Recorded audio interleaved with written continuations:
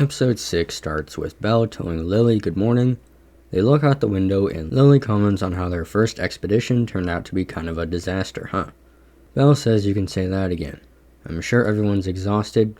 Let's take it easy for a bit. Now that we've reached the safe zone, we can go back to the surface anytime. Lili turns to Bell and asks if he can spare some time for her later. She'd like a chance to talk to him one-on-one. Bell asks if she minds waiting. Lili says not at all. Let's do it after he takes care of business today and don't have to worry about anything else. Bell says sound good. We see the gods commenting on how it's about time they had another Denitus. They can hardly remember when the last one was. The one next to him says, don't you remember when Ikolos caused all that fuss? He says, oh yeah, that's why it got postponed, right? Miach says the Denitus is a traditional meeting for us gods, but small talk and gossip are really the only things that happen here.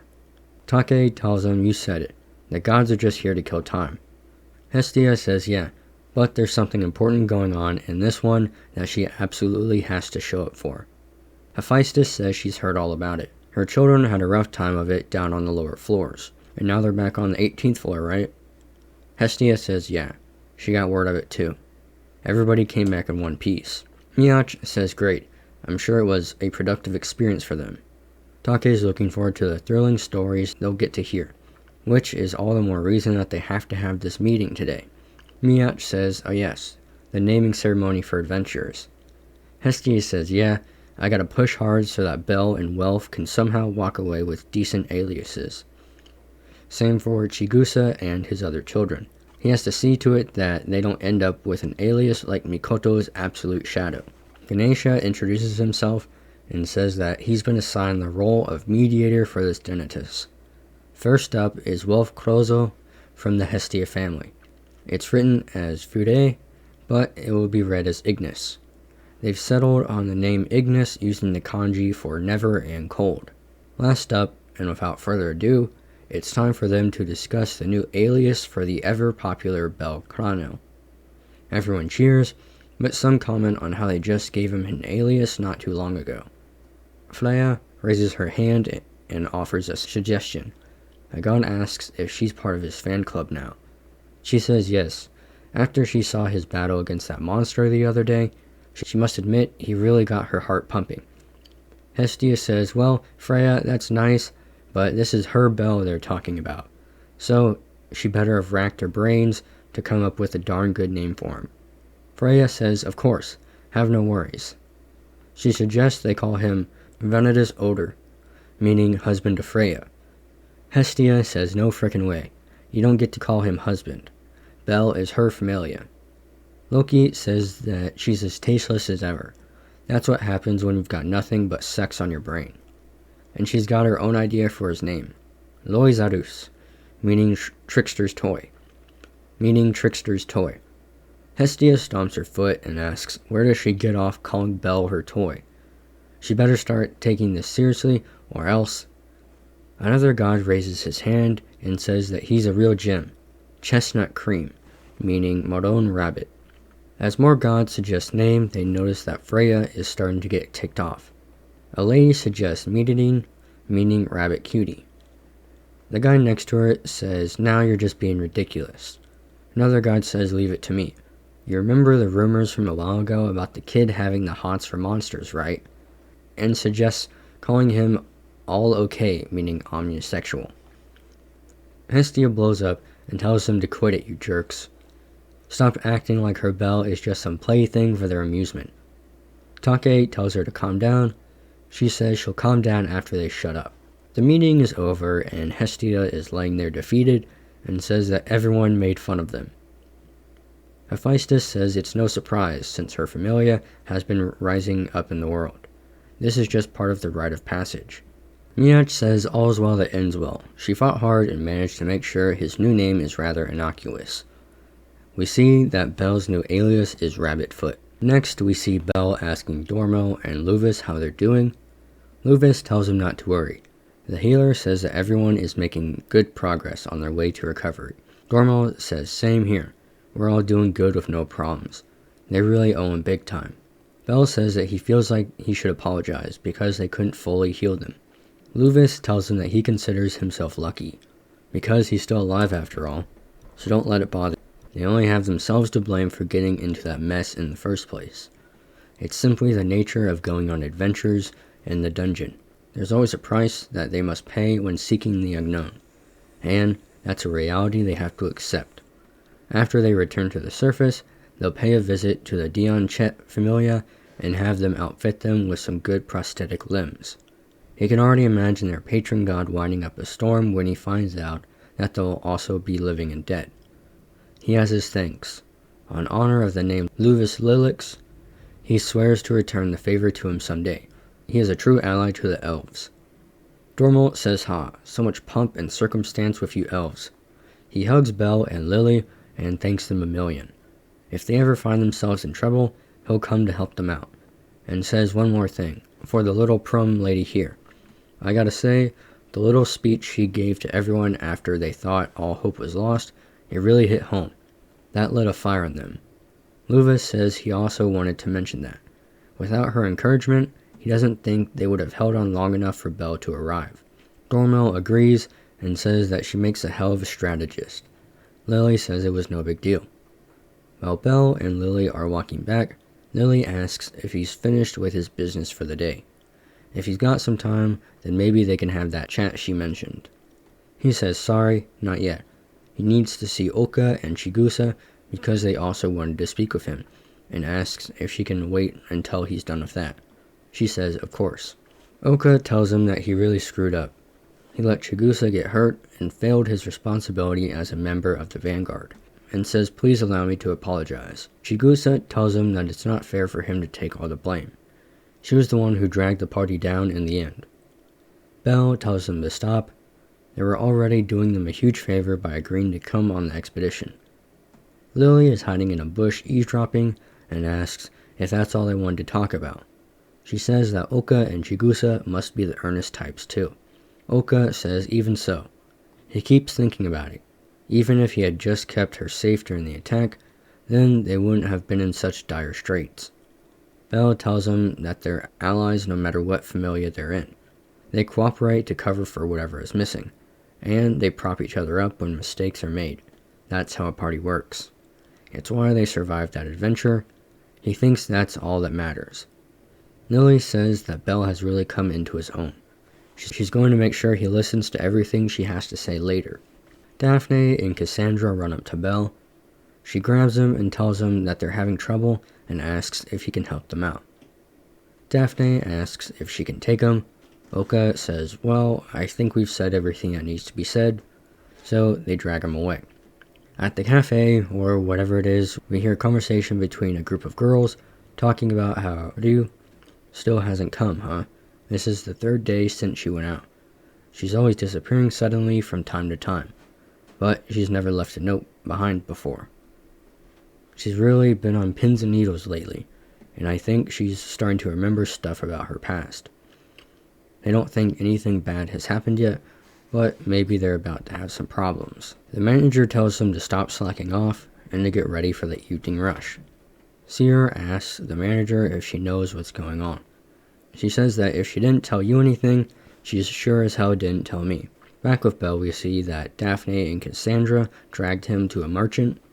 The merchant says, oh, come on, bringing Bell with you isn't fair.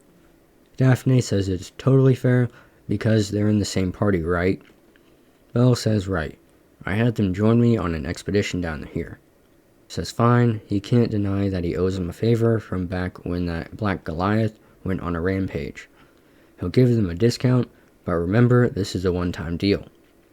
Daphne calls him a lifesaver. They needed to stock up on items for the trip back, but he was charging them an arm and a leg. Lili says that they're using Bell like a darn coupon, and what's worse, they'll never get the chance to benefit from it themselves because it's a one-time deal. Daphne says that I know you're level 4 and all, so this may seem like she's stating the obvious, but she was honestly surprised how tough he is. Like after he came back and defeated that monster all by himself, he made beating the crap out of it look so easy. It's like they had nothing to worry about. It was amazing. Cassandra says that she also wanted to thank him personally for proving her clairvoyance wrong. Bell says, clairvoyance? but Daphne says you'll have to forgive her for all the crazy talk. Just know that they are really grateful for him. As they're about to walk back, Bell says that he wants to ask Daphne about something. How did Lili fare as a strategist on the battlefield? Daphne says, from what I saw, she has a talent for it. She showed good judgment and made quick decisions, and most importantly, she was clearly striving to fulfill the role. Lili blushes and says all she did was frantically try to keep everybody alive. They run into Mikoto and Haruhime. Mikoto asks if he wants to join them for some tea. Daphne says they're good, and they'll hand him over to him. Lili says to herself, hand him over my butt. She's the only one who keeps giving up time with Bell for all this crap. They're sitting down, and Mikoto says that he should have seen Haruhime's new magic. It was incredible. She looked truly majestic as she was casting level boost on all her allies. She really wishes he could have seen it himself. Haruhime whispers to Mikoto that she doesn't deserve all this praise, but Mikoto whispers back, come on, you gotta make sure he knows this stuff, because that's the key to getting Bell to fall in love with her. Haruhime blushes and her tail begins to wag. Bell says, so my getting separated from the party put a lot of stress on her, huh? Hestia told him about it before they left. Kokonoe is a spell that uses a lot of magic, and she said that using it would take a toll on her. Haruhime says that she appreciates his concerns, but she's totally fine. Just look at how much energy she has now. Mikoto says, by the way, if you don't mind, she'd love to hear the details of what happened after she got separated from the rest of them. Lili says, oh no, that's exactly what she was planning to ask him later. Bell tells him that he had a fight against a really fast monster called the Igyazu. He begins to mention Mari, but backtracks and says that he rushed all the way back so he could rejoin them. Haruhime tells him that's amazing that he survived dropping all the way down the Great Falls. Mikoto asks if the speed of the Igyazu was faster than those seas the Moss Hugh shot at him. Bell tells her that the Igyazu was even faster. Haruhime says that he's a hero from fairy tales. Lili says this sucks. She was going to ask Bell about that first, and then she could have been the one praising him. The three of them part ways. Lili says looks like it's finally her turn, but she has to be careful. Those guys still haven't shown up. As she says that, Wilf notices Bell and says that he's just in time. Aisha is also with them. Wilf says that these dudes won't stop asking him to tell him about the crazy stuff that happened on the lower floors, and that he should join them for story time. Bell asks right now. Aisha says, what kind of a question is that? The night's just getting started. They've got to live it up. Bell tries to tell her that he has plans that he actually needs to, but they all say it's okay, they can wait. Lili overhears some guy giving the latest news straight from the surface. It won't be cheap, but he can tell them the new name that the gods gave the famous Bell Cranel. They're all at the pub, and Lili is watching them, and says that after this, she can have a nice chat with Bell and share the news about his alias. But some guy tells him it's about time he shared a juicy piece of news with them. This info just came in from the surface earlier today. The gods had decided on a new second name for the little rookie. From this point on, the little rookie will be known as Rabbit's Foot. Lili says that she was the one who should have broken the news to him, and she paid a bunch of money to learn about it. She says that she's had enough with all these meddlers. Aisha is very drunk and says that she's feeling so hot and bothered right now. She can't stand it. She latches onto Bell and says that he's going to return all the favors she's done for him tonight. The group around him tells him to try not to wring him dry, but Lili throws a smoke bomb and grabs Bell. Bell apologizes for making her wait for so long. What is it she wanted to talk about? She says, well, we don't need to bother with it anymore. He's already heard the things she wanted to ask and talk about because everyone else beat her to the punch. Like what happened to him after they got separated, and about her job as the strategist, and even his new alias. But it all came as a relief to her, because she could tell that he's still the same old Bell. He asks, what does she mean? She says, to be honest, she had her concerns about him ever since the incident with the Xenos. She's not sure how to put this, but it seemed like he was running off into a different world from the rest of them. She couldn't shake that feeling, but now she knows it's wrong. While it's true that he's gotten way stronger than he used to be in the past, he still is the same Bell she knows. A brave man with a kind heart who never gives up in any circumstance. He's the same Bell who shouted her name and saved her time and time again. He hasn't changed since they first met. Bell pats her head and apologizes for making her worry. Lili says that maybe he has changed in some ways, like turning into more of a womanizer. Bell says, oh, by the way, he heard a lot about what happened from Luvis, Daphne, and the others today. But what exactly did she say to instill hope in everyone after he got separated from the party? It goes over what she said, but she says, I'm afraid that's a secret. He says, come on, tell me. She says, nope, it's top secret. She runs off, turns around, and says, congrats on his new name, Rabbit's Foot. She thinks it really suits him. We then see for some guy begging to be spared. He doesn't know anything. Back with Bell and Lili, Lili says they kept chatting for so long that the sun came up. Bell says yeah, but he had a good time. They notice some guys rushing somewhere. Bell asks if something happened. Bors tells him that there's been a murder. A traitor was killed on the outskirts of town. Lili asks if they're sure it wasn't a monster. The guy next to Bors says definitely not. He saw the culprit with his own eyes. It's Gale Wind, the blacklisted adventurer with a bounty on her head. The Gale Wind murdered him.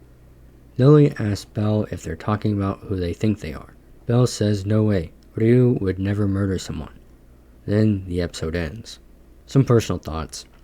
This episode was a kind of a recap episode, or more of the aftermath of what happened episode, but it wasn't boring like most of those episodes are. I don't know how I feel about the name Rabbit's Foot. It just doesn't like roll off the tongue, but I am enjoying the more somber scenes between Bell and Lili. Their relationship is, one of the first ones of the show. See them have their own personal moments where they just talk to each other. But it was a good episode, looking forward to next week, but that's about it. So yeah.